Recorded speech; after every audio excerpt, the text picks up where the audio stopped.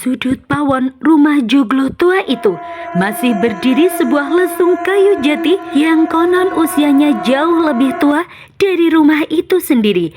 Kayunya menghitam retak di beberapa sisi. Lesung itu adalah hasil tirakat buyut mereka puluhan tahun silam. Buyut dulu dikenal sebagai orang yang prihatin, puasa mutih, tidur di lantai tanah, dan bertapa di pinggir sawah selama 40 hari 40 malam sebelum akhirnya lesung itu dibuat. Sejak saat itu, setiap kali lesung ditumbuk, hasil panen selalu melimpah. Beras tak pernah habis, sandang pangan tercukupi. Rumah itu tak pernah kekurangan. Namun, buyut selalu berpesan sebelum meninggal, lesung itu harus dirawat, harus diberi kembang, dan dibersihkan setiap malam Senin Legi.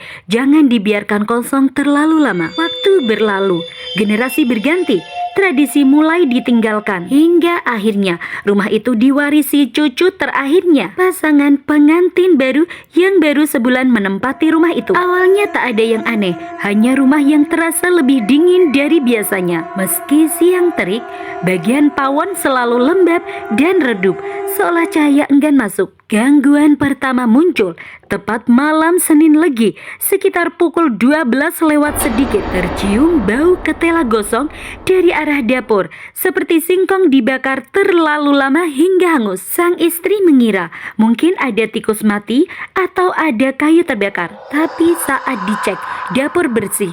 Tak ada apapun, hanya lesung tua itu berdiri diam di sudut. Malam berikutnya, bau itu muncul lagi. Kali ini disertai suara pelan, duk-duk, seperti tumbukan alu berirama. Sang istri terbangun.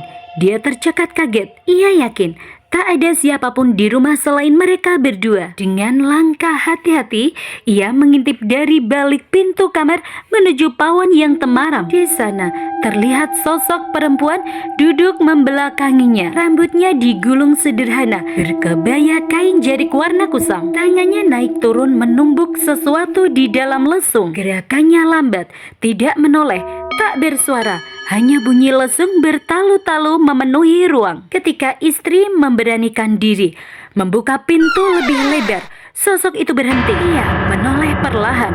Anehnya, dengan sekejap mata, sosok itu berubah menjadi tua, pucat dan keriput, menatap tajam ke arah pintu. Si istri terkaget bukan kepalang.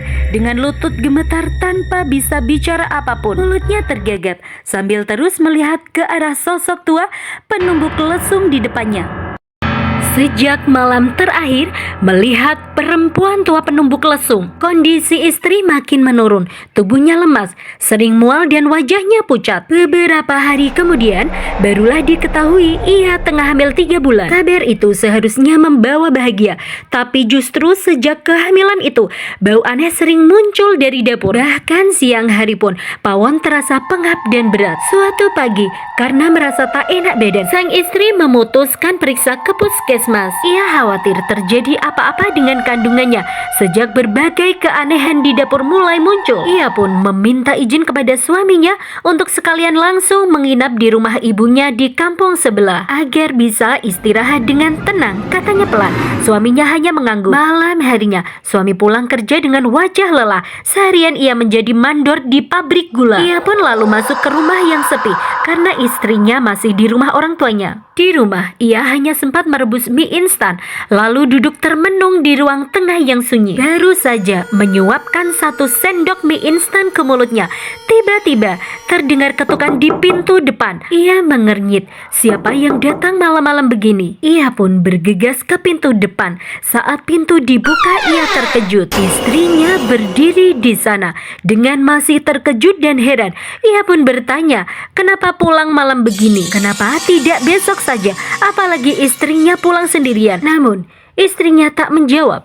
Ia hanya diam menatap kosong dengan wajah pucat.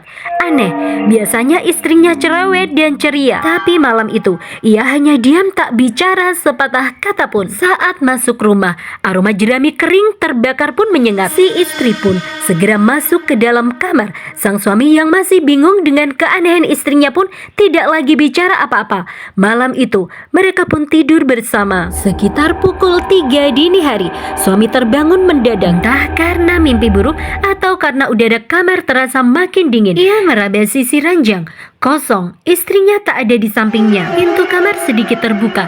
Dari celah itu, ia melihat sosok perempuan berkebaya berjalan cepat melewati ruang tengah menuju ruang dapur. Tanpa pikir panjang, suami segera bangkit dan mengikuti dengan langkah tergesa. Langkah wanita itu berhenti tepat di dapur, di depan lesung tua warisan buyut. Ia berdiri membelakangi, tubuhnya kaku. Belum sempat suami memanggil namanya, sosok itu menghilang begitu saja, lenyap tanpa suara. Dan sebelum rasa bingungnya hilang, terdengar ketukan keras dari pintu depan. Ia pun bergegas ke depan membuka pintu, dan alangkah terkejutnya, istrinya berdiri di sana bersama paman yang mengantarnya. Seketika suami heran bukan kepalang. Bukankah tadi malam istrinya sudah pulang dan tidur di sampingnya? Lalu siapakah wanita yang semalam tidur bersamanya yang wajahnya menyerupai wajah istrinya?